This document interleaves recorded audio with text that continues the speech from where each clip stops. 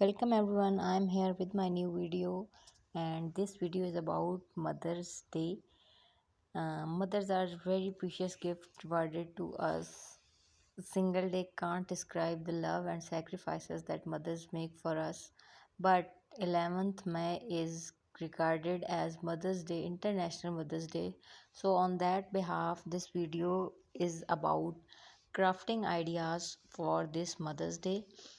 Kids can easily make different type of crafts for their mothers on this Mother's Day. Hope these ideas will be helpful for all of the children, and these ideas are very easy to make. Don't forget to share your reviews in the comment section and follow my channel for more such videos.